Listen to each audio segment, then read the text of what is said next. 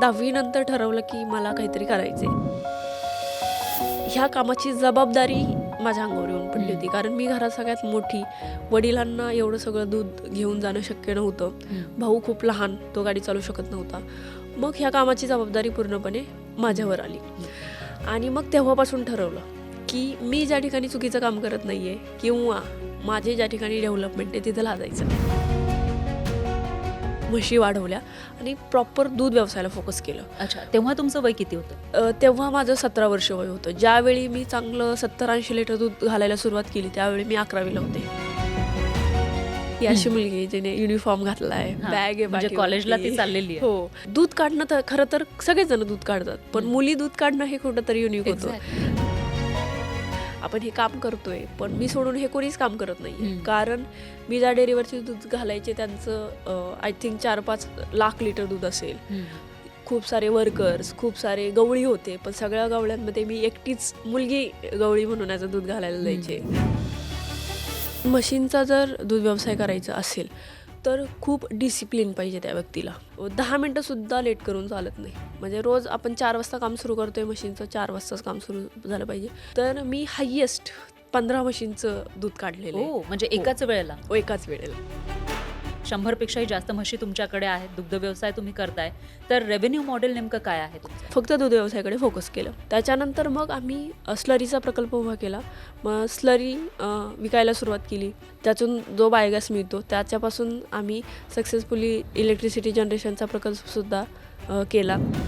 तूप असेल किंवा पनीर असेल, दही असेल, या सगळ्या गोष्टींचा जर आपण सेल करायला सुरुवात केली, उत्पादन करायला सुरुवात केली, तर ते जास्त प्रॉफिटेबल ठरतं. ज्यावेळी आपण एक व्यवसाय सोडून परत दुसऱ्या व्यवसायात उडी मारतो त्यावेळी ते अजून एकटिक होतं.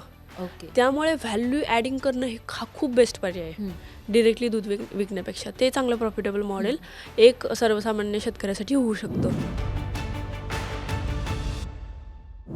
स्टार्टअप महाराष्ट्र या पॉडकास्टमध्ये आज आपल्यासोबत आहे एक अशी तरुणी जिनं वयाच्या 17व्या वर्षी गावात राहून एक शेतीपूरक व्यवसाय सुरू केला आणि आज तिचा व्यवसाय हा 1 कोटींपेक्षाही जास्तची कमाई करतोय. तिच्या मागे ना फंडिंग होतं, ना व्यवसायाचा अनुभव होता, ना बिझनेसचा एक्सपिरियन्स तिच्याकडे होता. फक्त तिच्याकडे होतं ते म्हणजे एक्झिक्युशन आणि दुसरं एक प्रबळ इच्छाशक्ती, त्याचबरोबर स्मार्ट मॅनेजमेंट. आणि या सगळ्यांच्या जोरावर तिनं हा व्यवसाय सुरू केला आणि आज तिला राष्ट्रीय स्तरावरचे त्याचबरोबर राज्य स्तरावरचे सुद्धा अनेक पुरस्कार मिळालेले आहेत. आज आपल्यासोबत आहेत श्रद्धाज फार्मच्या फाउंडर श्रद्धा ढवण. आपलं खूप खूप स्वागत आहे. थँक्यू. श्रद्धा ढवण यांची ही जी इन्स्पायरिंग स्टोरी आहे, हा जो प्रवास आहे तो आपल्याला जाणून घ्यायचा आहे. श्रद्धा, खरं तर तुमचे हा जो दुग्ध व्यवसाय आहे त्याच्यामध्ये महिला उतरणं ही सगळ्यात मोठी गोष्ट आहे. कारण आपण दुग्ध व्यावसायिक बघतो पण त्याच्यामध्ये जास्तीत जास्त पुरुष असतात. पण तुम्ही एक महिला म्हणून दुग्ध व्यवसायामध्ये उतरलात आणि एवढ्या चांगल्या पद्धतीने हे काम करताय. तर तुमचा हा जो प्रवास आहे तो मला सुरुवातीपासून जाणून घ्यायला आवडेल. सुरुवातीला तुमच्याकडे किती म्हशी होत्या किंवा पहिली म्हैस कधी घेतली होती? हो, ह्याची सुरुवात अशी झाली, म्हणजे मला काहीतरी वेगळं करायचं होतं. कारण माझ्याकडे वेळ होता त्यावेळी, 10वी नंतर ज्या सुट्ट्या मिळतात तो वेळ. अच्छा, म्हणजे 10वी तुमची परीक्षा झाली होती, 16 वर्षांच्या होत्या तुम्ही? हो, म्हणजे असं होतं ते की त्याच्या आधी वडील फक्त खरेदी विक्री करायचे. मग त्यांना थोडीफार मदत केली किंवा न केली, ते कंपल्सरी नव्हतं. तर ते करायचे. पण मग आता 10वी झाली, माहिती होतं कुठे ॲडमिशन घेणार आहे, चांगले मार्क्स होते.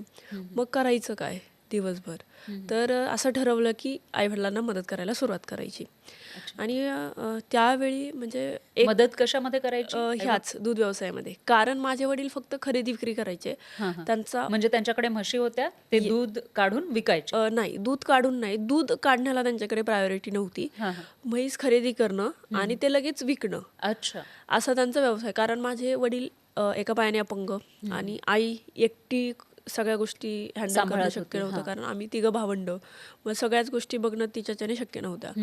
मग वडिलांसाठी एक ॲप्रोप्रिएट व्यवसाय त्यांनी निवडला. तो म्हणजे खरेदी विक्रीचा, ज्याच्यामध्ये खूप अतिप्रमाणात असे शारीरिक कष्ट करावं लागणार नाही. आणि मग थोड्याफार म्हशी असल्या की आई चारा वगैरे ह्या सगळ्या गोष्टी करायची. मग सुरुवातीला प्रत्येक शेतकऱ्याच्या मुलामुलीचा असतो तसाच माझा काहीचा संबंध, की कधी आईला चांगलं वाटावं म्हणून गोठ्याची किंवा त्या लिंबाच्या झाडाखालचाच तो छोटासा गोठा, त्याची साफसफाई करून ठेवणं. तेवढा काय तो संबंध, का तर तिला आल्यावरती खूप छान वाटेल, आनंद होईल. आणि हे प्रत्येक जण आय थिंक रिलेट करू शकतो, की कसं आपल्या आईवडिलांना चांगलं वाटावं म्हणून आपण छोटी छोटी कामं आणि त्यांना करतो. थोडीशी मदत व्हावी. येस. आणि तसं मी काम करायचे, पण 10वी नंतर ठरवलं की मला काहीतरी करायचंय तर सुरुवातीला ॲटलिस्ट आईवडिलांना मदत करून बघू. का तर मला दूध काढणं हे काम खूप भारी वाटायचं. अच्छा. भारी इन द सेन्स की ते काम गोठ्यातलं सगळ्यात अवघड आणि प्रत्येकाला सहजासहजी येणार नाही हा, असं. एक्झॅक्टली. कारण म्हशीने जर लात मारली तर मग काही खरं नाही. हो, मग त्यातले त्यात दुसरं टार्गेट असतं की माझे वडील जसं दूध काढतात तसं दूध काढायला शिकणं. अच्छा, म्हणजे कॉम्पिटिशन. वडिलांसोबत येस. कॉम्पिटिशन. मग त्यामुळे मी ह्या व्यवसायात आली. आल्यानंतर सुरुवातीला एक लिंबाचं झाडाखाली जास्तीत जास्त 8ची कॅपॅसिटी होती. मग अजून 1-2 असं करत करत 10-12 म्हशी, कधी 1-2 किंवा कधी एकही नाही, कारण ते सगळं खरेदी विक्रीवरती डिपेंड असायचं. पण नंतर जसं जसं मी ह्या व्यवसायामध्ये अजून जास्त इन्व्हॉल्व होत गेले, अजून आम्ही म्हशी वाढवल्या आणि प्रॉपर दूध व्यवसायाला फोकस केलं. अच्छा, तेव्हा तुमचं वय किती होतं? तेव्हा माझं 17 वर्ष वय होतं. ज्यावेळी मी चांगलं 70-80 लिटर दूध घालायला सुरुवात केली त्यावेळी मी 11वीला होते. अच्छा. हो. आणि ह्या सगळ्या म्हशी म्हणजे चांगल्या म्हशी जर आल्या चांगल्या दुधाच्या, तर त्या आम्ही ठेवून घ्यायचो आणि वडिलांची खरेदी विक्री त्या एका बाजूला सुरू असायची, कारण आमचं सगळं कुटुंब त्याच ह्याच्यावरती चालायचं, कारण शेती काय फार नव्हती. त्यामुळे मग तिथून माझी मुख्य सुरुवात झाली. मग त्यावेळेला 11वीला किती असताना. म्हशी होत्या तुमच्याकडे? सुरुवात तर 2च म्हशींपासून झालेली आहे. त्यातली पण आम्हाला काही सुरुवात केल्यानंतर काही कामानिमित्त पैसे हवे होते, तर त्यातली एक म्हैस आम्ही विकली. म्हणजे एकच आणि होती मग तुमच्याकडे? हो, मग तिथूनच त्या सगळ्या गोष्टी सुरू झाल्या. नंतर हळूहळू 1-2 कधी 3, पण नॉर्मली 1-2 म्हशींनीच आम्ही आणि व्यवसाय त्यावेळेला वाढवत मग गेलो. कमाई किती होत होती एका म्हशीपासून? एका म्हशीपासून मी ₹40 प्रति लिटर पासून दूध घातलंय. हां, हां. तर एका म्हशीपासून ते व्हॅरी करेल. आता एवढं मला आठवत नाही डिटेलमध्ये नाही की तरी पण किती. म्हणजे तुमच्याकडे तर समजा 1-2 म्हशी होत्या. त्यावेळेला तुम्ही जेव्हा प्रॉपर हा दुग्ध व्यवसाय सुरू करायचा ठरवला, त्यावेळेला मग तुमची कमाई महिन्याला किती होत होती? किती रुपये राहत अ, होते बाजूला? आता दूध व्यवसायाचं जर म्हणाल तर 1 किंवा 2 म्हशींपासून फार तर फार त्यावेळी एक ₹400-500 आपल्याला मिळतील. म्हणजे एक 10,000 ते 15,000च्या दरम्यान आपल्याला महिन्याला मिळतील एवढी कमाई. तीही व्हॅरी करायची. कधी-कधी ते 7,000-8,000 पर्यंत पण यायची. आणि दुसरं महत्त्वाचं की त्यावेळी फार हे नव्हतं की खूप जातिवंत म्हशी आणि खूप जास्त दूध 17-18 लिटरच्या. तर असं नव्हतं. कमी दुधाच्या म्हशी असायच्या सुरुवातीच्या काळात, कारण अनुभव तितका जास्त नव्हता. आणि त्या सगळ्या खरेदी विक्रीच्या ह्यानेच घरी आलेल्या असायच्या सुरुवातीच्या काळाच्या ह्याने. आणि दुसरी कमाई जी वडिलांची होती ती की खरेदी विक्रीची. मग त्याच्यावरती सगळा व्यवसाय हा चालत होतं. सुरू झाला. आणि मी तुमची तीही स्टोरी ऐकलेली आहे की तुम्ही स्वतः एकतर दूध काढायच्या आणि त्याच्यानंतर स्कूटीवर ठेवून ते कॅन ठेवून ते सगळं घेऊन जायच्या. हो. तर ते तुम्ही स्वतः सगळं काम केलेलं आहे. किती अवघड होतं हे सगळं? सुरुवातीला ज्यावेळी थोड्या म्हशी होत्या, मग वडील दूध घालायला जायचे. नंतर मग असं ठरलं की मी मला त्यावेळी टू व्हीलर चांगली चालवता येत होती. कारण मी 9वीला असतानाच टू व्हीलर शिकले होते. तर 11वीला गेल्यानंतर मला सकाळी 7:45 वाजता कॉलेज असायचं. मग आम्ही जितक्या जास्त म्हशी तितकं आमचं लवकर उठणं. मग कधी 3:30 वाजता, कधी 4 वाजता, कधी 5 वाजता किंवा कधी-कधी 6 वाजता पण. मग सुरुवातीच्या काळात असंच 5-6च्या दरम्यान उठायचं. मग उठलं की म्हशींचं सगळ्यात आधी चारा वगैरे, त्यानंतर पशुखाद्य, साफसफाई आणि त्यांचं दूध काढणं. हे झाल्यानंतर मग वडिलांची गाडी घ्यायची. सुरुवातीच्या काही दिवसांमध्ये 70-80 लिटर दूध किटल्यांमधून घालायचं. नंतर अजून दूध वाढलं, 100-125 पर्यंत जायला लागलं. मग काही काळ चुलत्यांच्या एका गाडीतून घालायला सुरुवात केली. पण नंतर डिपेंडन्सी किती काळ ठेवणार, मग एक कॅरेज बनवून घेतलं. अच्छा. तर ते 70-80 लिटर दूध 2 साईडने 2 कॅन टाकायचे. त्याला परत 15 लिटरच्या, 10 लिटरच्या अशा सगळ्या किटल्या अडकवायच्या आणि ते डेअरीवरती घेऊन जायचं. अच्छा. आणि म्हणजे तुम्हीच इमॅजिन करा की अशी मुलगी आहे जिने युनिफॉर्म घातलाय, हां, बॅग आहे म्हणजे कॉलेजला ती पाठीवरती. चाललेली आहे. हो. आणि बाकीचे सगळे मुलं मुली कोण ट्युशनला चाललंय, कोण कॉलेजला, शाळेत, असे सगळे सायकलवर. त्यावेळी तुरळक मुलींकडे स्कूटर असायची आणि टू व्हीलर तर कोणी चालवायचंच नाही. म्हणजे फारच म्हणजे खूपच कमी, अत्यंत कमी. हां. तर अशी परिस्थिती होती आणि मी जर अशी चालले तर सगळे बघायचे माझ्याकडं, कारण वेगळं दिसायचं काहीतरी. मला त्यावेळी म्हणजे असं ज्यावेळी एखाद्या मुलीला आपण बघतो की हा ते कॅन कॅरेज टाकले आणि ती चालले, तर सगळे असे एकटक बघत राहायचे. आश्चर्यानं बघायचे. हो, हां. गावातले मंडळी असायचे, ते बघायचे. मलाच थोडंसं ऑड वाटल्यासारखं व्हायचं, अरे आपण हे काम करतोय पण मी सोडून हे कोणीच काम करत नाहीये. कारण मी ज्या डेअरीवरची दूध घालायचे त्यांचं आय थिंक 4-5 लाख लिटर दूध असेल. खूप सारे वर्कर्स, खूप सारे गवळी होते, पण सगळ्या गवळ्यांमध्ये मी एकटीच मुलगी गवळी म्हणून याचं दूध घालायला जायचे. मग ते थोडंसं ऑड फील व्हायचं, कारण वेगळं होतं सगळ्यांपेक्षा.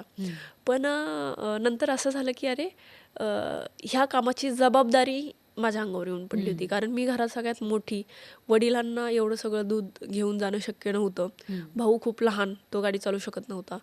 मग ह्या कामाची जबाबदारी पूर्णपणे माझ्यावर आली. आणि मग तेव्हापासून ठरवलं की मी ज्या ठिकाणी चुकीचं काम करत नाहीये किंवा माझे ज्या ठिकाणी डेव्हलपमेंट आहे तिथं लाजायचं नाही. तेव्हापासून मग जिथं जिथं मला असा प्रसंग येईल तिथं तिथं हेच वाक्य आठवतं मी, की मी काहीच चुकीचं काम करत नाहीये, मग लाजायचं कारण नाही. त्यामुळे मी पुढे काम करते. आणि हे वाक्य म्हणजे महत्त्वाचं वाटत जरी सिम्पल असलं तरी खूप मुलं मुली असे आहेत मला जे सांगतात की मी कधी मला असं आलं ना, मी आठवते की मी कुठं चुकीचं काम करतोय की मी इथे लाजू. तर ते एक होतं. त्यानंतर मग मी अजून दूध वाढल्यानंतर 300, 400, 500 लिटरपर्यंत आम्ही दूध घालायचो. तर दूध वाढल्यानंतर मग पिकअप चालून मग परत तोच प्रसंग, परत पिकअप चालवत नव्हती कोणी मुलगी. पण ह्यावेळी तितका जास्त त्रास झाला नाही, कारण माहिती होतं की आपण चुकीचं काम करत नाही आहे, ह्याने आपली डेव्हलपमेंट आहे, आपला व्यवसाय वाढणार आहे. त्यामुळं बिनधास्तपणे ते काम म्हणजे करत राहायचं. तो जो सुरुवातीचा काळ होता त्यावेळेला लोकांच्या नजरा की एक मुलगी, कारण असं होतं की जनरली आपण बघतो मुली 11वी-12वीला असणाऱ्या मुली असतील किंवा 10वी असणाऱ्या मुली या शाळेत जातात, युनिफॉर्म घालतात, पण तुम्ही त्यावेळेला दुधाचे कॅन घेऊन जायचे आणि तुमच्यावर जबाबदारी होती येस. ती परिस्थितीनं टाकलेली, आणि त्याच्यामुळे कुठून तरी मग तुम्हाला काहीतरी करावंसं वाटलं आणि आज ते रोपटं जे तुम्ही रोवलं होतं त्यावेळेला ते आज एवढं मोठं वृक्ष झालेलं आहे असं आपल्याला म्हणता येईल. तर मग त्यावेळेला असं कधी वाटलं की बाकीच्या मुली ज्या पद्धतीनं शाळेत जात आहेत रेग्युलरली किंवा ट्युशन वगैरे त्यांचं सुरू आहे आणि त्याच्यानंतर त्या जॉब करणार आहेत किंवा काहीतरी पुढे करतील, तसं आपणही करावं किंवा आपल्यालाही तसं असतं तर बरं झालं असतं? जॉबचं स्वप्न तर मी पहिल्यापासून कधीच पाहिलं नाही किंवा काम माहीत नाही. इव्हन वडिलांचा विचार माझ्यामध्ये आला असेल किंवा ती एक विचारसरणी प्रत्येकाची बनते की जॉब केला पाहिजे, असं कधी मनात वाटलं नाही. वळवलंच नाही की हां आपण पुढे जाऊन शिक्षण घेतल्यानंतर काही एंट्रान्स वगैरे देऊ आणि मग जॉब करू, असा विचार कधी आलाच म्हणजे नाही. सरकारी म्हणजे जॉब त्याचाही विचार नाही आला? नाही, जॉब करायचा असं नाही आलं, पण वेगळं काहीतरी करायचं एवढं मात्र होतं की आपल्याला Fix वेगळं होतं. काहीतरी करायचं, थोडंसं युनिक असावं ते काम मी जे करेल ते. आणि आपण म्हणतो की एक लॉ ऑफ अट्रॅक्शन असतं की आपल्याला वेगळं काहीतरी करायचं असतं आणि ते तशा गोष्टी आपल्या हातून घडतात. आणि ज्या दिवशी म्हणजे दूध काढणं तर खरं तर सगळेच जण दूध काढतात, पण मुली दूध काढणं हे कुठंतरी युनिक होतं. Exactly. ज्या दिवशी मी 8-9 म्हशींचं दूध काढलं, खूप आनंदाने वडिलांना सांगायला गेले होते की पप्पा आज मी 9 म्हशींचं दूध काढलंय. तर हे छोटे छोटे माइलस्टोन्स होते माझ्यासाठी की तिथून मला प्रेरणा मिळाली. आणि म्हणजे माझ्या वयाच्या ज्या बाकीच्या मुली होत्या तर त्यांचं एक साचा असतो, म्हणजे शहरातलं मला माहित नाही पण गावाकडे की एक ठराविक साच्याच्या मध्येच चालून हां, त्यांना त्या कॉलेज, ट्युशन किंवा जे काही करायचं ते सगळं करायचं असतं. पण मी हे दूध व्यवसाय करून किंवा घरचा व्यवसाय सांभाळून अकॅडमिक्स पण माझं बऱ्यापैकी चांगलं होतं. जर समजा त्या म्हशीने लात मारली तर ते दूधही जाऊ शकतं आणि त्या व्यक्तीलाही काहीतरी होऊ शकतं. मग तुम्ही ते कसं करता? म्हणजे तुम्हाला भीती वाटत नाही? नाही, भीती वाटण्याचं तर हेच नाही, कारण एवढ्या वर्षांपासून आपण त्याच्यात काम करतोय तर भीती वाटण्याचं हेच नाही. कारण आत्ता पण माहीत असतं की एखादी म्हैस आपल्याला धावू शकते जी थोडीशी ॲग्रेसिव्ह आहे, पण तरी असं नाही की तिला घाबरून आपण मागेच थांबतो. नक्कीच गोठ्यामध्ये जाऊन तिला चारा पण टाकावा लागतो, तिला तसं प्रेमाने हाताळावं लागतं, तिचंही दूध काढावं लागतं. त्यामुळे भीती अशी वाटत नाही, कारण आपण यूज टू थोडंसं झालेलं असतं त्या सगळ्या गोष्टींना. आणि दूध काढण्याचं म्हणाल तर माझं टार्गेट होतं की वडिलांसारखं दूध काढायचं. म्हणजे काही लोक अंगठा लावून, अंगठा पद्धतीने, काही लोक चिमटी पद्धतीने, पण मला मूठ पद्धतीने काढायचं होतं दूध. अच्छा. तर आणि ही सगळ्यात अवघड पद्धत आहे का? अवघड म्हणजे ती म्हशींसाठी खूप चांगली आहे ओके. आणि दूध काढण्यासाठी सगळ्यात सोयीस्कर ती पद्धत आहे. तर माझेही हात दुखायचे. हां. तर मी शक्यतो तरी काय करायचे, थोडंसं पुस्तक वगैरे किंवा गाणं, हे 2 पर्याय असायचे. एक्झामच्या काळात पुस्तक भिंतीवर ठेवायचे, डेफिनेशन पाठ करून यायचे आणि ते आठवत बसायचे, जेणेकरून माझं थोडंसं माइंड डायव्हर्ट व्हायचं. पण त्याच बाजूला बसण्याची पोझिशन इम्पॉर्टंट असते. अच्छा. ती कोणत्या कशी बाजूला? असायला पाहिजे? म्हणजे ते थोडंसं मागच्या बाजूला बसलं आणि सावध जर आपण बसलो तर बादली सांडण्याचा थोडासा संभव टळतो. आणि ज्यावेळी मागच्या बाजूला बसतो, आपला हात क्रॉस होतो आणि म्हशीने पाय उचलला तर आपल्या हाताला लागतो, हां. बादलीला लगेच लागत नाही. तर ह्या पोझिशन्स पण तितक्याच महत्त्वाच्या आहेत. तेच पुढच्या बाजूला जर क्रॉस बसलो तर ती सहज लात मारून जाते, बादली सांडते, दूध पण वेस्ट होतं, मग त्या सगळ्या गोष्टी. आणि मला म्हणजे एक असतो रिग्रेट बादली सांडण्याचा, तो खूप मोठा असतो.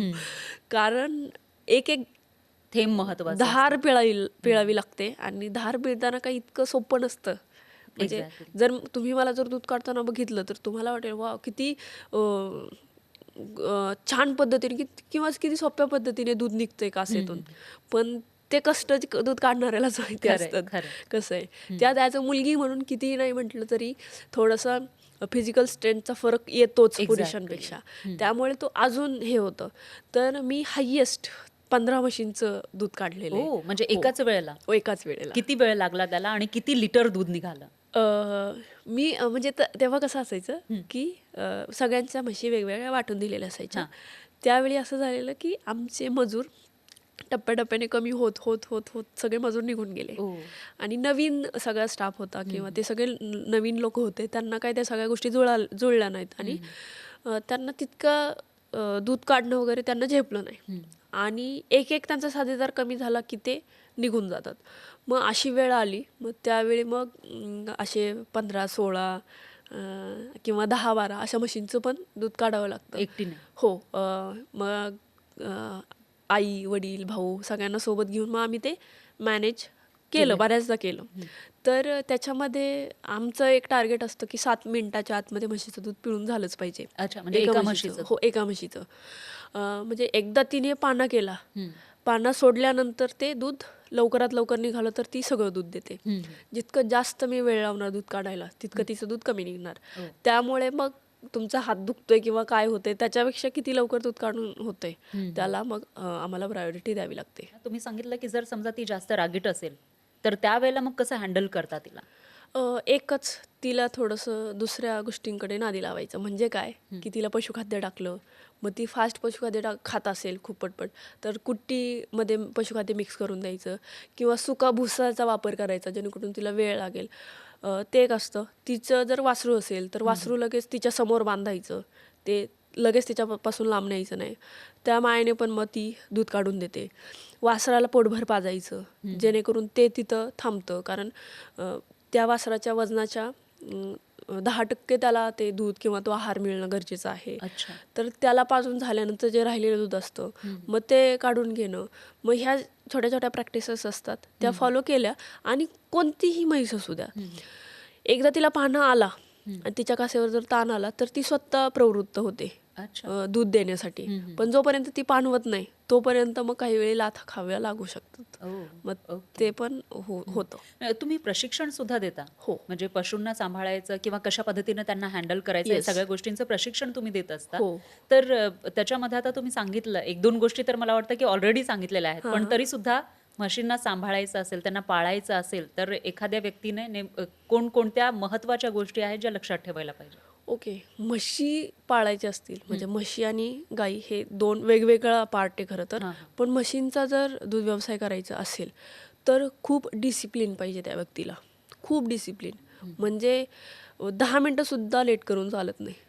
म्हणजे रोज आपण 4 वाजता काम सुरू करतोय म्हशींचं, 4 वाजताच काम सुरू झालं पाहिजे. सगळ्यात महत्त्वाची गोष्ट डिसिप्लिन पाहिजे. दुसरं सातत्य ठेवता आलं पाहिजे. कारण नवीन जे उद्योजक येतात दूध व्यवसायामध्ये त्यांचं काय होतं की थोडंसं आहे त्या कंडिशनमध्ये महागाचा चारा घेतला किंवा काय तर त्या गोष्टी झाल्या की मग तो व्यवसाय परवडत नाही आणि लवकर बंद करतो. पण आम्हालाही काही उन्हाळा असाही होता ज्याच्यामध्ये परवडत नव्हतं. फक्त मिळतं जुळत व्हायची की फक्त म्हणजे जेवढं काही जेवढं तुमचा आलंय खर्च तेवढं होतोय. हां. तेवढंच म्हणजे त्याच ह्याच्यामध्ये. तर मग त्याच्यामध्ये आम्ही पण कन्सिस्टन्सी ठेवली. मग त्याच्यावरती सोल्युशन शोधत गेलो. मग ज्यावेळी आम्ही प्रशिक्षण देतो तर त्याच्यामध्ये खूप बारीक-सारीक गोष्टी म्हणजे तुमच्या गोठ्याची जागा कशी असायला पाहिजे.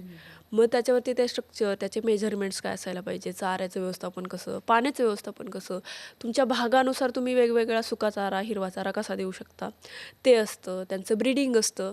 मशीनमध्ये मुख्य माझं लक्षण खूप लोकांना ओळखता येत नाही. मग तो सुप्त माज कसा असतो तेही नाही जमलं तर रिपीट ब्रीडिंगचं जे असतं की परत परत जनावरांना भरून त्या प्रेग्नेंट राहत नाहीत. मग त्याचं सिंक्रोनायझेशन ह्या सगळ्या प्रॅक्टिसेस ॲटलिस्ट त्यांना सांगितल्या जातात. मग जेणेकरून ते पुढे कधी असा प्रॉब्लेम आला तर ते फॉलो करतात. दुसरं म्हणजे आम्ही जे सगळ्या गोष्टी तिथं मेंटेन केल्यात फार्मवरती ते म्हणजे कॉस्ट कटिंग प्रत्येक गोष्टीची. अच्छा. चारा आम्हाला अत्यंत कमी पैशामध्ये मिळतो. पशुखाद्याची जो रेट आहे तो बाकीच्यांना ₹30, ₹35, काही लोकांना ₹40 असेल. तो आम्हाला ₹25 ते ₹28 असतो. अच्छा. का तर आम्ही त्यातले काही पशुखाद्य बनवतो, काही स्टॉक करतो, जेणेकरून आम्हाला ऐन काळात ह्याच्यामध्ये खूप जास्त महागाचं पशुखाद्य घ्यावं लागत नाही. तर ह्या छोट्या-छोट्या प्रॅक्टिसेस आहेत, पण एक प्रॉफिटेबल जर दूध व्यवसाय करायचा असेल तर खूप महत्त्वाचे आहे. त्याच्याशिवाय हे शक्य नाही. त्यामुळं त्या छोट्या-छोट्या प्रॅक्टिसेस आम्ही कसं करतो, जनावरांची निवड कशी करायला पाहिजे, नवीन लोकांची कुठे फसगत होऊ शकते, कुठं फसवलं जाऊ शकतं नवीन हां, म्हणजे आता लोकांना. समजा एखाद्याला जनावरं खरेदी करायची, त्याच्यामध्ये म्हैस खरेदी करायची आहे, दुग्ध व्यवसाय करायचा आहे. बरोबर. तर त्यांनी नेमकं कोणती जनावरं निवडली पाहिजे आणि काय बघितलं पाहिजे हे निवडताना? येस. जर म्हशींचा जर नवीन दूध व्यवसाय सुरू करायचा असेल, शक्यतो तरी प्रायोरिटी मोरा म्हशीलाच द्यावी. जेणेकरून फॅट पण चांगलं मिळतं आणि दुधाचा रेट दूध पण चांगलं मिळतं. आणि सगळ्यात महत्त्वाचं थोडीशी शांत म्हैस आहे. म्हणजे जाफराबादी जर ह्या म्हशी घेतल्या तर थोड्याशा ॲग्रेसिव्ह आहे. पण जितकी जातीवंत म्हैस तितकी ती शांत स्वभावाची असते. त्यामुळं मुर्हा जातीची आपण निवड करू शकतो. बाकीच्या इतर जाती आहेत चांगल्या दुधाच्या, पण प्रायोरिटीने मुर्हा. तर मुर्हा सिलेक्ट करत असताना तिचं शिंग आपण बघू शकतो. शिंगांचा आकार कसा आहे. तिचं म्हणजे शिंगाच्या आकारावर डिपेंड असतं की ती किती अग्रेसिव्ह आहे किंवा किती दूध देणार हे सगळं आपण त्याच्यावरून सांगू शिंगावरून शकतो? आपल्याला जात कळते की ते कोणत्या जातीची म्हैस आहे. म्हणजे मुर्हा असेल तर तिचा जो शिंगांचा आकडा आहे तो थोडासा लहान असतो, फार मोठा नसतो. ती जर जाफराबादी असेल तर तिची शिंग फार मोठी मोठी असतात. त्यात गावरान पंढरपुरी असतात, त्यांची फार तलवारीसारखी मोठी मोठी शिंग असतात. त्यात मग मग सुरती आहे, कोणती शिंग मेहसाणा असणारी आहे. म्हैस सगळ्यात चांगली? म्हणजे असं असतं की जितकं लहान शिंग तितकी तिची प्युरिटी जास्त उत्पादक. समजली हां. जाते. त्यामुळे मग मुऱ्हा झालं, निळी रावी झालं, मेहसाणा झालं, सुरती ह्या जरा चांगल्या जातीच्या म्हशी आहेत. तर त्यांची निवड करता येते. निवड करत असताना आपण पहिलं शिंग बघितलं. शिंगाच्या नंतर शिंगापेक्षाही अजून महत्त्वाच्या गोष्टी आहेत. तिची कास, तिच्या सडांमधलं अंतर, सडं जे नवीन लोक आहेत त्यांनी सडं फोडून बघणं गरजेचं आहे किंवा दूध पिळून जर गाभण असेल किंवा मांडीवर आलेली असेल, मांडीवर म्हणजे थोड्या दिवसांनी खाली होईल अशी, किंवा मग खाली झालेली असेल, डिलिव्हरी झालेली असेल तर तिचं दूध स्वतःच्या हाताने काढून बघणं अच्छा. कमीत कमी 2 वेळेस, जेणेकरून कळेल आपल्याला की तिला किती दूध आहे. तर नवीन व्यावसायिकांसाठी ह्या मस्ट असणाऱ्या गोष्टी आहेत ज्या की फॉलो झाल्याच पाहिजे, जेणेकरून घरी जाऊन आपण फसणार नाही. कारण आपण एक टाइम जर तिथं दूध काढलं, तिचं 5 लिटर दूध निघालं, घरी जाऊन तिने 2.5 लिटर दूध दिलं, तर मग असेही प्रकार होऊ शकतात. ओके. त्यामुळे नवीन लोकांनी तिचं सड, एकंदरीत आकार, तिची कास, तिचा बांधा, तिच्या अंगावरची चमक आणि तिचा आरोग्यदायीपणा, म्हणजे नाकावरचं पाणी म्हणता येईल, केस मऊ आहेत का, सिल्की आहेत का ते बघता येतं, चमक किती आहे त्या त्वचेवरची, मऊपणा आहे का त्वचेला, ह्या सगळ्या छोट्या छोट्या गोष्टी आपण बघू शकतो. हे म्हणजे खूप छोट्या गोष्टी आहेत आणि मला असं वाटतं की तुमचं वय आता 30च्याही खाली असेल. हो. 30ही पूर्ण झालेलं नाही आहे, पेक्षाही कमी आहे आणि तुम्हाला एवढं सगळं याच्याविषयी माहिती आहे, म्हशींविषयी, पशुपालनाविषयी आणि तुम्ही चांगला व्यवसाय एक 10-12 वर्षांपासून मागील करताय. म्हणजे 17 वर्षांच्या होत्या तेव्हापासून हा व्यवसाय सुरू केलेला. तर या सगळ्या गोष्टी तुम्ही कधी शिकलात? हो, मी जसं सांगितलं, की मला थोडासा वेगळ्या गोष्टींमध्ये इंटरेस्ट होता. मला फार आवडायचं वडिलांची व्यापार करण्याची पद्धत. मग त्यांची एक व्यापाराची भाषा असायची, वेगवेगळे शब्द असायचे. तर ते मला खूप इंटरेस्टिंग वाटायचं शिकायला. मग जर कधी व्यापारी मंडळी घरी आली, एखाद्या म्हशीचा सौदा व्हायचा, तर ते काय-काय बोलतात, ते मला इंटरेस्टिंग वाटायचं. मग एक असतं की कम्युनिकेशन स्किल. हं. मग वडिलांचं कम्युनिकेशन स्किल आणि ते व्यवहार मला कसे करतात? हो, व्यवहार कसे करतात. ते का म्हणजे हायेस्ट प्राईजला ते कशी विकू शकतात हं. त्यांच्या स्किलने, तर त्या सगळ्या गोष्टी मला फार अट्रॅक्ट करायच्या. त्यामुळे मग त्यांची ती भाषा, त्यांची ते स्किल ते सगळं मला शिकून घ्यायचं होतं. त्यामुळं हं, मग मी खरं तर मला वडील सांगायचे, की "तू जा आणि म्हशी खरेदी कर." हं. तर मग मी सगळे हे टॅक्ट वापरायचे. ओह! की हां, कसं डील केलं पाहिजे हं, हं. पुढच्या व्यक्तीला, जेणेकरून आपल्याला हे आणि म्हणजे ती चांगली किमतीत आपल्याला घेता येईल. हं. दुसरी महत्त्वाची गोष्ट त्यांनी मला एक सांगितलं होतं, जर तिथून परत माघारी यायची वेळ आली, तर अशा किमतीला ती म्हैस मागून ठेवायची की दुसरी कोणी नेलीच नाही पाहिजे. ओह! हं. मग तिची इतकी हायेस्ट प्राईस करून ठेवायची, म्हणजे आपल्याला परवडेल इतकीच, हं, हं. पण आपल्याशिवाय दुसरी कोणी घेऊ शकलं नाही पाहिजे. अच्छा. तर असं पण ते मी त्यांच्या ह्याच्यातून शिकायचे, की कसं आणि मला हे खूप युनिक आणि छान वाटायचं, की हं, अरे हं. हां, अशा पण स्ट्रॅटेजी असू शकतात आणि ह्या स्ट्रॅटेजी खूप मोठ्या-मोठ्या बिझनेसेसमध्ये वापरतात हं. आणि ह्या इतक्या छोट्या स्केलपासून सुरू होऊ शकतात, हे मला म्हणजे भारी हं. वाटायचं. आणि एक मुलगी असताना सुद्धा तुम्ही या सगळ्या गोष्टी शिकलात. तुमच्या वडिलांकडून आणि त्याच्यानंतर ते ॲप्लिकेबल केलं आपल्या येस. बिझनेसमध्ये. आता आपण थेट पैशांविषयी बोलूया. तुमच्या या बिझनेसचं म्हणजे तुम्ही चांगल्या पद्धतीनं एक आय गेस 100 पेक्षाही जास्त म्हशी तुमच्याकडे आहेत. दुग्ध व्यवसाय तुम्ही करताय. तर रेव्हेन्यू मॉडेल नेमकं काय आहे तुमचं? आता आम्ही सुरुवातीला शेती आणि दूध व्यवसाय केला. मग शेतीमध्ये चारा पिकवायचो आणि दूध व्यवसाय करायचो. हं, हं. ते खूप खूप अति हेक्टिक व्हायचं. ओके. म्हणजे काय व्हायचं, की चारा स्वतःच आणायचा, स्वतःच कुट्टी करायची. मला आठवतंय मी लहान होते त्यावेळी ते अडकीत असायचा, त्यांनी ते बारीक-बारीक तुकडे करायचे चाऱ्याचे, ते जनावरांना द्यायचे. नंतर कुट्टी मशीन आली. मग ते सगळा चारा घेऊन यायचा कुट्टी मशीनमध्ये. ते हेक्टिकपणा व्हायचा. पावसाळ्यात तर खूपच. हं, हं. म्हणजे माझी 8वीला सायकल तुटली होती. ते चारा आणताना ते गुंतलेली सायकल आणि ते म्हणजे तुटली होती त्याच्यामध्ये सायकल. चेन अडकली चाऱ्यामध्ये. हँडलच तुटला होता चारा आणताना. ओह! ती इतकी गाळात गुंतली आणि एक मुलगा होता हं, हं. आमच्या तिथे. तर त्याने ते ओढलं हं, खूप हं. ताकदीने आणि ते तुटून आलं. तर त्याच्यानंतर मग 2 वर्ष मला सायकल पण मिळाली नाही. तर मग मी पायी जायचे शाळेला. शाळेला.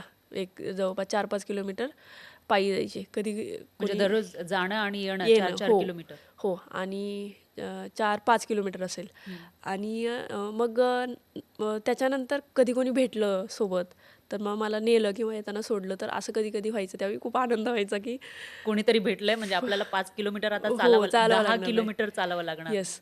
मग तेव्हा ते खूप हेक्टिक असायचं सगळ्या गोष्टी. मग 9वी-10वीचं ते हे केलं. मग आय थिंक 10वीला असताना एक आमच्या तिथले वडिलांचेच मित्र होते कुंभार. तर त्यांची सायकल ते म्हटले, की "तू पाटील तू इथं ठेवून घे." ते असे आजोबांच्या वयाचे होते. तर ती ठेवून घेतल्यानंतर मग मी ती मोठी सायकल मग ती म्हणजे चालवायचे आणि अच्छा, ती जी घेऊन जायचे. बॉयजची कारण असते. हो, हां, हो. कारण पर्यायच नाही. एवढं चालण्यापेक्षा सायकल बरी तेवढी. हां. मग तेही केलं. मग काय केलं, चारा पिकवायचाच बंद केला. हं, हं. फक्त दूध व्यवसायाकडे फोकस केलं. मग वडिलांची गाडी होतीच पहिलीच. मग 11वीला गेल्यानंतर मग ती चालवून मग डेअरीवरती जायचं, दूध घालायचं. मग परत कॉलेजला जायचं. ते कॅन कॅरेज गावातच ठेवायचं एखाद्या ठिकाणी. कॉलेजला जायचं, माघारी येताना ते सगळं उचलायचं आणि परत घरी जायचं. हं, हं. तर 2 वर्ष तेही केलं. त्याच्यानंतर मग पिकअप वगैरे त्या सगळ्या गोष्टी आल्या. तर दूध व्यवसाय सुरू राहिला कधीपर्यंत साधारणतः 4-5 वर्ष केला. हं. त्याच्यानंतर म्हणजे एक फक्त एक दूध प्रकल्प. विकायचं. फक्त दूध विकायचं. हं. त्याच्यानंतर आणि मग तेव्हा तुमचं शिक्षण सुद्धा सुरू असेल. हो, शिक्षण सुरू होतं. हं. त्याच्यानंतर मग आम्ही स्लरीचा प्रकल्प उभा केला. मग स्लरी विकायला सुरुवात केली.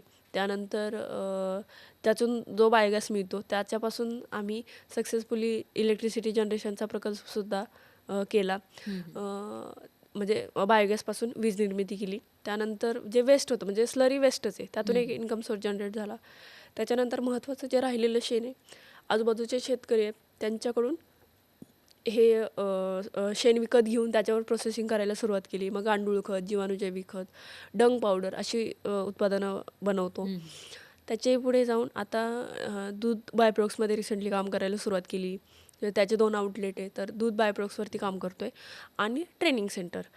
ट्रेनिंग सेंटर मग देशभरातून खूप लोक ट्रेनिंग सेंटरला येतात आणि त्यांचं ट्रेनिंग सेंटर होतं.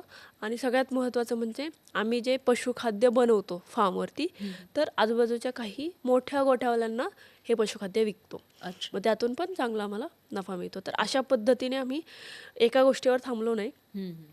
तर जे वेस्ट होतं त्यातून पण एक चांगला इन्कम सोर्स जनरेट केला. वेस्ट विषयी तुम्ही बोललात आणि तुमचं हे जे झिरो वेस्ट मॉडेल आहे त्याची बरीचशी चर्चा आहे येस. आणि ते चांगलंही मानलं जातं. तर हे झिरो वेस्ट मॉडेल उभारावं, सुरू करावं, हा विचार कधी आला तुम्हाला? कधी वाटलं की हे केल्यामुळे आपल्याला जास्त फायदा होऊ शकतो? आम्ही स्लरीचा प्रकल्प करण्याच्या आधी आम्ही गांडूळ खतावरती आणि डिकम्पोजिशनवरती काम करायला सुरुवात केली होती. तर आम्हाला त्याच्यामध्ये काही प्रॉब्लेम्स यायचे की ज्यावेळी आम्ही डिकम्पोजिशन बॅक्टेरिया वापरून खत कुजवतोय आणि ते जर लवकर कुजवायचं असेल तर त्याला आम्हाला हलवायला लागायचं. म्हणजे खालीवर केलं तर त्याला हवा मिळाली तर ते लवकर कुजायचं. ते जर एका जागेवर पडून राहिलं तर त्याला खूप वेळ लागायचा कुजायला. मग करायचं कसं? तर एक आम्हाला असा प्रकल्प मिळाला बायोगॅसचा, ज्याच्यातून अ, अ, आम्हाला बायोगॅसपासून इलेक्ट्रिसिटी मिळणार होती. इलेक्ट्रिसिटी मिळाल्यामुळे फ्लेक्झिबिलिटी आली. म्हणजे जेव्हा पाहिजे तेव्हा कुट्टी करा, जेव्हा पाहिजे तेव्हा पाणी भरून ठेवा. नाहीतर आम्हाला शेड्यूल लाईट असते.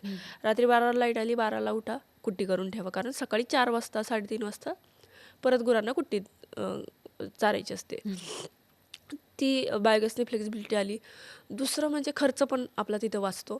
आणि सगळ्यात महत्त्वाचं त्याच्या बायोगॅसमध्ये काय होतं, सॉलिड लिक्विड सेपरेटर एक इन्स्ट्रुमेंट होतं, ज्याच्यातून पाणी वेगळं आणि सॉलिड वेगळं.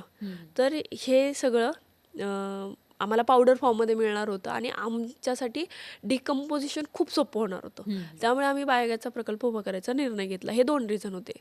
पण तो प्रोजेक्ट बसवल्यानंतर लक्षात आलं की सॉलिड जितक्या प्रमाणात निघायला पाहिजे बाहेर तितकं काही निघालं नाही. ओ, मग मग काय करायचं, तर आम्ही डिरेक्टली रॉ स्लरीज विकायला सुरुवात केली.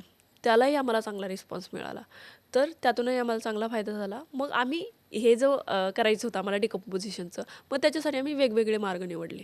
मग त्यासाठी वेगवेगळ्या मशिनरी, वेगवेगळ्या प्रॅक्टिसेस आम्ही फॉलो केल्या आणि तिकडं पण मग आम्ही ओव्हरकम केलं ते सगळं. म्हणजे तुमचा हा जो रेव्हेन्यू मॉडेल आहे त्याच्यामध्ये बऱ्याचशा गोष्टी येतात. त्याच्यामध्ये Yes. मग कंपोस्ट खत असेल किंवा स्लरी असेल किंवा वेगवेगळ्या गोष्टी आहेत. हो. आणि जेव्हा आपण साधारणतः बघतो की गावाकडे काही दुग्ध व्यावसायिक असतात, त्यांच्याकडे म्हशी असतात किंवा गायी सुद्धा असतात.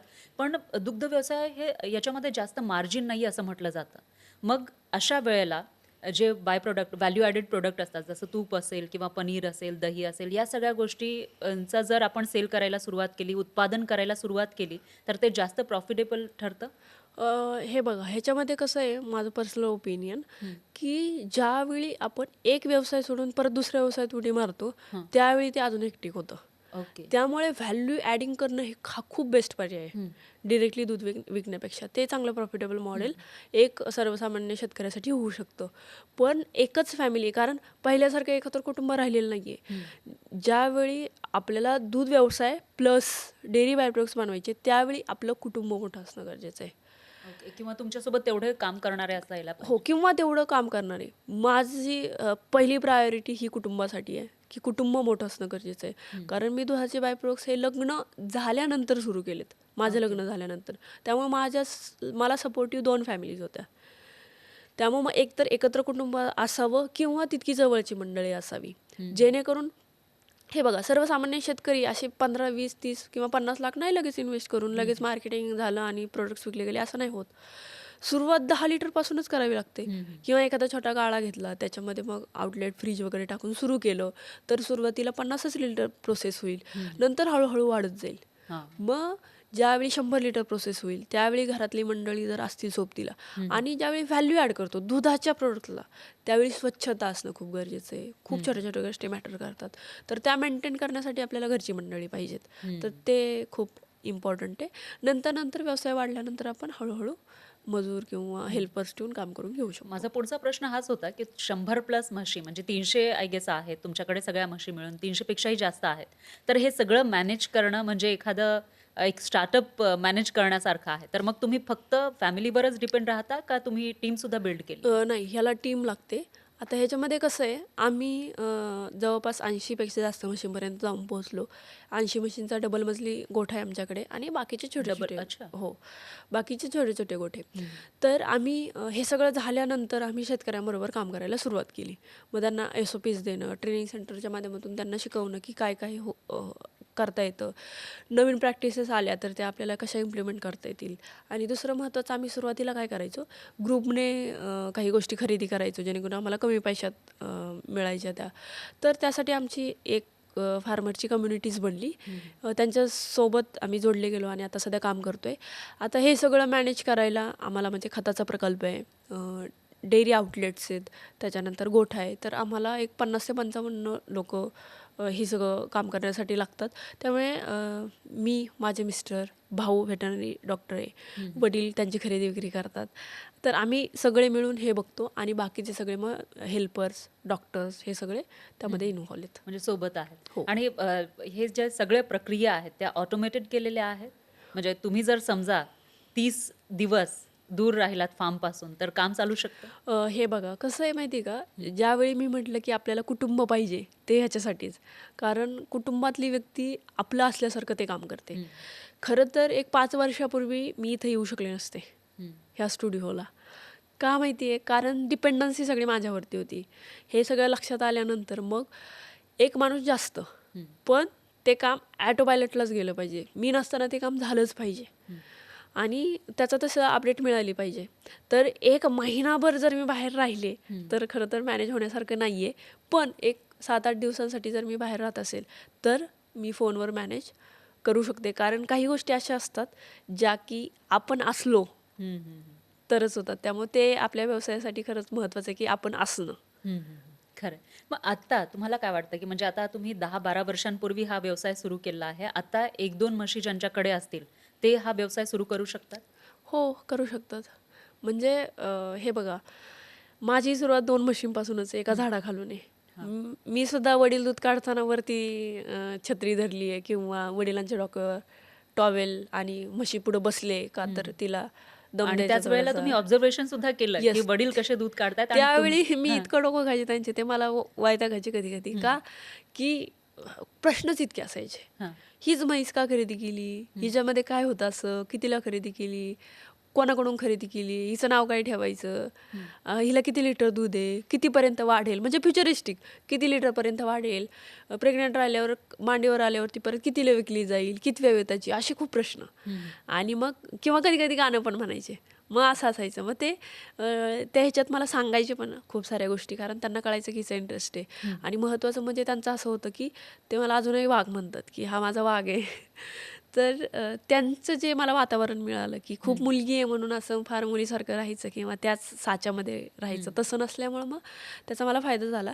आणि महत्त्वाचं, जे कोणी नवीन तरुणांना ह्याच्यामध्ये यायचं आहे तर नक्कीच छोटी सुरुवात असावी, स्टेप बाय स्टेप जावं, ते जास्त काळ सगळ्या गोष्टी पण टिकतात. त्याच्यामध्ये मग समजा आता म्हशी घेऊन व्यवसाय सुरू करायचा आहे. मला स्वतःला समजा एक व्यवसाय सुरू करायचा, तर कमीत कमी किती इन्व्हेस्टमेंट लागेल?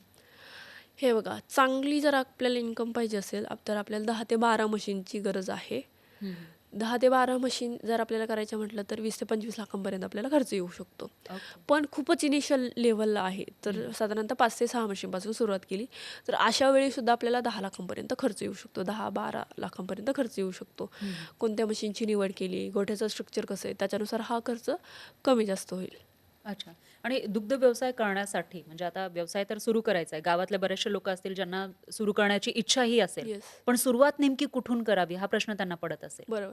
सुरुवात हा म्हणजे ज्यावेळी ट्रेनिंगला येतात सगळेजण तर आम्ही त्यांच्याकडून अपेक्षा लिहून घेतो, की तुम्ही ट्रेनिंग सेंटरला आलात, इथं श्रद्धा फार्मवरती आलात, पण तुमच्या काहीतरी अपेक्षा असतील. त्यातली मोस्ट कॉमन प्रत्येकाच्या अपेक्षांमध्ये असते ती म्हणजे सुरुवात, की सुरुवात कुठून करायची आणि किती मशीनपासून करायची. तर त्यांच्यासाठी आम्ही सांगतो, की कमीत कमी इन्व्हेस्टमेंट. का तर रिस्क कमी व्हावी. कारण बाकीच्या बिझनेसेससारखं इन्व्हेस्टमेंट केली आणि व्यवसाय सुरू झाला, कस्टमर मिळाले असं नाही आहे. ज्यावेळी सर्वसामान्य एखादा मुलगा, सर्वसाधारण शेतकरी ज्यावेळी ह्या व्यवसायामध्ये येऊ पाहतो, त्यावेळी इन्व्हेस्टमेंट जास्त लागते. कारण आत्ता एक चांगली जर मुर्हा म्हैस खरेदी करायची म्हटली तर सरासरी ₹1.5 लाख लागतात आणि 5 म्हशींसाठी मग ती कॉस्ट खूप वाढते. तर 10 मशीनसाठी 12 मशीनसाठी अजून जास्त वाटते आणि 5 मशीनसाठी मजूर ठेवणं म्हणजे हे फार मूर्खाचं काम आहे. म्हणजे स्वतःच करावं सगळं. हो, ॲटलिस्ट 5 म्हशी आपण करू शकलो तरच हा व्यवसाय आपण करू शकू. म्हणजे कमीत कमी 5 म्हशी. येस. आणि सुरुवातीला लगेच 10 म्हशी आपण नाही करू शकत. टप्प्याटप्प्यानेच. आधी आपल्याला 2 म्हशींचं दूध काढता येईल, नंतर 4 म्हशींचं काढता येईल. टप्प्याटप्प्याने आपण 10 म्हशींपर्यंत जाऊ. पण तोपर्यंत ती प्रॅक्टिस होईपर्यंत, त्यातल्या छोट्या-छोट्या गोष्टी कळेपर्यंत आपल्याला स्टेप बाय स्टेपच जायचं आहे. सुरुवात जर 5 म्हशींपासून केली, तर जसं-जसं आपल्याला ॲव्हरेज मेंटेन करावं लागतं ह्या व्यवसायामध्ये. का? कारण समजा 5 म्हशी खाली झालेल्या आणल्या, 5 म्हशींसाठी मी 60 लिटर दूध काढलं, तर काही दिवसांनी ते दूध कमी-कमी होणार आहे. मग व्यवसाय तोट्यात जातो. पण मी अजून 2 महिन्यांनी ह्या म्हशी 50 लिटरवर आल्या, अजून 1 म्हैस टाकली किंवा 2 म्हशी टाकल्या, तर माझं ते ॲव्हरेज मेंटेन होतं. मग ह्या सगळ्या ज्या गोष्टी आहेत ह्या फॉलो कराव्या लागतात. मग सुरुवात 5 पासून केली तर 1-2, 1-2 वाढवत आपण 10 ते 12 म्हशींपर्यंत जाऊन हा व्यवसाय सेट करू शकतो. मग त्याच्यामध्ये गायी पण आपण ठेवू शकतो. तर काही गायी आणि काही म्हशी असंही मिक्स करू शकतो आणि त्या रिस्पेक्टिव्ह शेतकऱ्याला त्याच्या एरियानुसार कोणता व्यवसाय परवडतो त्यानुसार मग ते प्राण्याचं सिलेक्शन करू शकतात. म्हणजे अवेलेबिलिटी चारा असेल किंवा सगळ्या गोष्टींची आणि जिकडे ठेवता येईल म्हशी. म्हणजे कसं आहे की फॉर एक्झाम्पल एखादा एरिया असा आहे, ट्रेनिंग सेंटरच्या माध्यमातून वेगवेगळ्या भागातून लोक येतात तर सांगतात की आमच्याकडे दुधाला 80 रुपये रेट आहे म्हशीच्या, काहींकडे 90 रुपये, पण काहींकडे फक्त 60 रुपये, काही लोकांकडे फक्त 40 रुपये. मग त्यांनी म्हैस करूच नये. किंवा काही लोक असे सुद्धा आहेत जे की ज्यांच्या एरियात फक्त गायी आहेत आणि त्यांनी जर 4-5 म्हशी केल्या तर ते दूध देणार कुठं? कारण सगळे डेअरी सगळे ह्याचे आहेत, गाईचं दूध घेणार आहेत. मग हे एवढं कमी दूध घेऊन हे काय करणार आहेत? मग मग तिथं आता परत समजा गाईचा रेट म्हैस आणि मिळतो. गाईचं आपण कंपॅरिझन केलं तर कोणत्या व्यवसायामध्ये जास्त फायदा आहे? असं ते भागानुसार ठरतं. म्हणजे फायदा दोन्ही ह्याच्यामध्ये आपल्याला चांगला मिळवता येऊ शकतो. सीझननुसार, भागानुसार ह्या सगळ्या गोष्टी बदलतात. डिरेक्टली आपण म्हैस जास्त फायदा देते किंवा गाय जास्त फायदा देते असं नाही सांगू शकत. पण आता समजा मराठवाडा हा भाग आहे, हं, हं. तर तिथे किंवा तुमचा नगरचा जो भाग आहे त्या ठिकाणी गाई किंवा म्हैस हे पाळण्यासाठी, त्यांना सांभाळण्यासाठी जो काही खर्च येतो आणि त्यांच्यापासून मिळणारा आउटपुट, हे बघितल्यानंतर काय जास्त फायद्याचं आहे? हे बघा, मी एवढ्या वर्षांपासून म्हशींचा व्यवसाय करते. मला म्हशी ह्या खूप फायद्याच्या वाटतं. फायद्याच्या वाटतात. त्याची वेगवेगळी कारणं आहेत. एक तर म्हैस ज्यावेळी गाभण नसते त्यावेळी तिची गाईच्या मानाने कॉस्ट चांगली येते. ओके. ज्यावेळी मी 1.5 लाखाची म्हैस आणते त्यावेळी जर मला एखाद्या शेतकऱ्याला प्रेग्नेंट न करता जरी द्यायची असली आणि चांगल्या क्वालिटीची असेल तर तिचे 70-75 हजार रुपये होऊ शकतात. त्याच बाजूला 1.5 लाखाची गाय आहे, ती प्रेग्नेंट नसेल तर तिचे इतके पैसे होत नाहीत. म्हणजे विकताना सुद्धा अडचणी येऊ हो, पहिली गोष्ट. दुसरं, म्हशीच्या दुधाचा जो रेट आहे तो वर्षभर इतका फ्लक्च्युएट होत नाही जितका गाईचा होतो. ती एक महत्त्वाची गोष्ट आहे. आणि गायींच्या बाबतीत जर म्हणाल तर गायींचं काम करणं जरा सोपं आहे. म्हणजे मिल्किंग मशीन सर्रास 100% मिल्किंग मशीन वापरता येते म्हशींच्या तुलनेत. कारण वेगवेगळ्या जातीच्या किंवा क्रॉस वगैरे म्हशी असतील, ॲग्रेसिव्ह म्हशी असतील, थोडासा म्हशीला प्रॉब्लेम येतो. त्यामुळे खूप सिलेक्टिव्ह मशीनना रिस्पॉन्स देतात. तर त्याच्यासाठी खूप सिलेक्शन पाहिजे प्रॉपर आणि सवय पाहिजे त्या मशीनना. तर ते एक ड्रॉबॅक तिथं येतो. पण गायींच्या बाबतीत दूध काढणं सोपं आहे. त्यात उन्हाळा असेल तर गायी असो, म्हशी असो, कोणत्याही ह्याचा व्यवसाय परवडतो. तुम्ही सोशल मीडियावर सुद्धा खूप ऍक्टिव्ह आहात. यूट्यूब असेल किंवा इन्स्टा आहे, फेसबुक आहे, तर वेगवेगळे व्हिडिओज तुम्ही टाकत असता. बरोबर. तर या सगळ्यांचा तुम्हाला किती फायदा होतो? हे बघा, आपल्याला सोशल मीडिया हे यूज करणं आता काळाची गरज आहे. म्हणजे मूलभूत गरज सुद्धा म्हणू शकतो. कारण प्रत्येक व्यवसायासाठी, कोणत्याही व्यवसायासाठी तर सोशल मीडियाचा चांगल्या पद्धतीने फायदा होतो. कारण तुम्ही मला कुठंतरी सोशल मीडियालाच बघितलंय, त्याच माध्यमातून आपली अशी ओळख किंवा अशी चर्चा होऊ शकते. तर सोशल मीडिया आताच्या काळात खूप गरजेचं आहे. त्याला तसं प्रेझेंट होणं ते सुद्धा तितकं गरजेचं आहे. त्यामुळे सोशल मीडियाचा बऱ्यापैकी फायदा होतोच. डायरेक्ट सेल वाढतो सोशल मीडियामुळे? हो, सेलही वाढतो. कारण ज्यावेळी भारतभरातून लोक आमच्या ट्रेनिंगकडे येतात तर त्यांनी सोशल मीडियाला काही इन्फॉर्मेटिव्ह व्हिडिओज बघितलेले असतात. तर ते त्यामुळेच मग कनेक्ट होतात आपल्याकडे. आणि आता एक महत्त्वाचा प्रश्न म्हणजे दूध काढणं असेल किंवा म्हशी सांभाळणं, पशु व्यवसाय करणं, याला अजूनही बरेचसे तरुण तरुणी हे कमी लेखतात. येस. त्यांना तुम्ही काय सांगाल? हे बघा, म्हणजे ह्याच्यामध्ये मला ह्याच दूध व्यवसायाने इथपर्यंत आणून उभं केलंय. पण ह्याच्यात 2 बाजू आहेत. हं. एक तर मी मुलगी आहे आणि मुली हे काम करत नाहीये दूध व्यवसायाचं, हं. म्हणून मला तितकं आदराने बघितलं जातं. त्याच बाजूला जर हे काम ज्यावेळी मुलगा करतो, त्यावेळी ऑफकोर्स मुलगा आहे, दूध व्यवसाय करतोय, तर त्याच्या बायकोला ह्याच्यामध्ये इन्व्हॉल्व व्हावंच लागेल. कारण तिचा पण संसार आहे, जसा हं. त्याचा आहे. तर ह्याच्यात सुरुवातीच्या काळात किंवा कमी जनावरं असतील, तर वर्षभर खूप लेबर असतं, हं. खूप कष्ट करावे लागतात. मग ते हेक्टिकपणा येतो मग त्या सगळ्या गोष्टींमध्ये. तर मला असं वाटतं, की कोणताही व्यवसाय असो, थोडासा ठराविक स्टेजनंतर एका अशा लेव्हलला जाऊन पोहोचावा, की थोडंसं ऑटोमेटेड सगळ्या गोष्टी होतील. तर जे नवीन मुलं-मुली आहेत, हं. ज्यांना खरंच हे करायचंय, पण त्या ह्या सगळ्या गोष्टींचा विचार करतायत, तर ते न करता खरं तर आपली इच्छा असेल आणि तितकं काम करण्याची जर धमक तयारी असेल, असेल. हां. तयारी असेल, तर त्यांनी आवर्जून यावं. कारण हाच व्यवसाय जो की खूप अ, शेतकऱ्यांना, खूप युवकांना एक चांगला आर्थिक हातभार लावतो. हं. त्यामुळं असेल तेवढी तयारी तर नक्कीच मुलींनीसुद्धा आणि मुलांनीसुद्धा ह्याच्यामध्ये नक्की यावं. हं. आता तुम्ही एकतर एज्युकेशन सुद्धा घेतलेलं आहे म्हणजे 12वी 10वी-12वी असेल किंवा ग्रॅज्युएशन सुद्धा तुम्ही कॉलेजला गेलात आणि त्याच्यानंतर तुम्ही हे काम सुद्धा करत होतात. तर या सगळ्यांचं आपण बघितलं तुमचा हा एक्सपिरियन्स आतापर्यंतचा विचारात घेतला, तर डिग्री व्हर्सेस स्किल्स काय जास्त इम्पॉर्टंट आहे तुमच्यासाठी? अ, हे बघा, डिग्री पण इम्पॉर्टंट आहे. हं. कारण आपण जेव्हा डिग्री सांगतो त्यावेळेसच आपल्याला एज्युकेटेड समजलं जातं, नाहीतर अडाणी समजतात. त्यामुळे डिग्री तर इम्पॉर्टंट आहेच. पण स्किल्स त्याच्याही पेक्षा जास्त इम्पॉर्टंट आहेत. का? कारण स्किल्सशिवाय काहीच नाही होत. हं. म्हणजे फार दूध काढण्याचा सुद्धा त्याच्यामध्ये सुद्धा एक स्किल आहे. किंवा डेअरीवरती जाऊन कोणता टायमिंग परफेक्ट आहे दूध घालण्याचा, की माझं लवकर हे होईल, तिथंही एक स्किल आहे. माझा अभ्यास करण्याचं सुद्धा एक स्किल होतं, की कमी वेळामध्ये जास्तीत जास्त कसं हे करायचं, हं. जास्तीत जास्त मार्क्स आपण कसे मिळवू शकतो. तर तेही एक. त्याच्यानंतर बिझनेस स्ट्रॅटेजीज वापरत असताना, नवीन-नवीन प्रकल्प उभे करत असताना, मार्केटिंग करत असताना हं. स्किल्सच पाहिजे. आयडियाज नवीन-नवीन आल्या पाहिजे. माणसं जोडून ठेवण्याचं पण एक स्किल आहे. हं. तर त्या सगळ्या गोष्टी खूप महत्त्वाचं आहे. माझ्याकडे एक सवय आहे, की मी सगळ्यांना खूप जीव लावते. तर तेही एक माझं स्किलच समजते मी, की हां, त्यामुळे माझ्याकडे माणसं जोडली टिकून राहतात. जातात तुमच्याकडे तुमच्यासोबत टिकून येस, राहतात. येस. त्यामुळे स्किल्स तर गरजेचेच आहेत. हं. आणि ह्याच्यामध्ये आणखी एक महत्त्वाचा प्रश्न. आता समजा एखादा तरुण आहे किंवा तरुणी आहे. तुम्ही 17व्या वर्षी हा व्यवसाय सुरू केला आणि असंच एक 16-17 वर्षांचा तरुण किंवा तरुणी तुमच्याकडे आल्या आणि म्हणाले, की "मी बिझनेस सुरू करू का?" हं, त्यांना काय उत्तर द्याल तुम्ही? हे बघा, आधी त्याची पार्श्वभूमी जाणून घ्यावी लागेल, हं, हं. की ते नेमकं कोणत्या बॅकग्राऊंडमध्ये आले, त्यांची रिस्क घेण्याची किती ॲबिलिटी आहे. तर त्यानुसार मी खरं तर गाईड करेल, हं, हं. की त्यांनी करावं की नाही करावं. मी एकतर करावी हे सांगू शकते किंवा तू करूच नको असंही सांगू शकते. त्यामुळे मग खरं तर त्या मुलाची, मुलीची धमक किती आहे किंवा बॅकग्राऊंड कसं आहे, त्या सगळ्या गोष्टींवरती डिपेंड असेल किंवा डिरेक्टली मी 5 म्हशी घेईन, 10 म्हशी घेईन, माणूस कामाला ठेवीन. मी त्याला सांगेन नको करू. हं. तुला करता येतंय का? 1 वर्षभर कर, स्वतः कर आणि मग पुढचा निर्णय घे. तर दोन्ही ओपिनियन असतील तो माणूस बघून, ती व्यक्ती बघून. अच्छा. आता एक शेवटचा प्रश्न. श्रद्धाज फार्म आज नाही म्हटलं तरी पण कोट्यवधी रुपयांची उलाढाल करतोय. पुढचं एम पुढच्या 5 वर्षात श्रद्धाज फार्म कुठे असेल?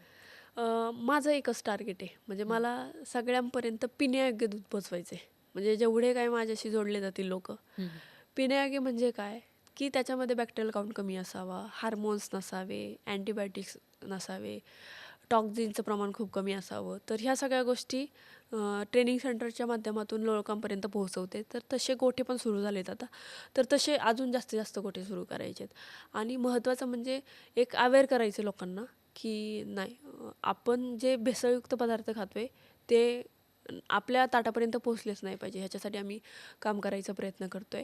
आणि थोडंसं अजून 5 वर्षांनी मी अजून ह्याला फार मोठं बघते. म्हणजे इन्व्हेस्टमेंट घेण्यापासून सगळं फंडिंग उचलण्यापर्यंत पार्टनर्स, मेंटॉर ह्या सगळ्या गोष्टीचा मी आत्ता विचार करते. तर तसे पण लोकं मला भेटत आहेत. हं, तर हे वाढवायचं आहे आणि मेट्रो सिटीजमध्ये मी येण्याचा प्रयत्न करते, की 5 वर्षामध्ये मेट्रो सिटीचा काही पार्ट मला कॅप्चर करता आला पाहिजे ह्या सगळ्या गोष्टींसाठी.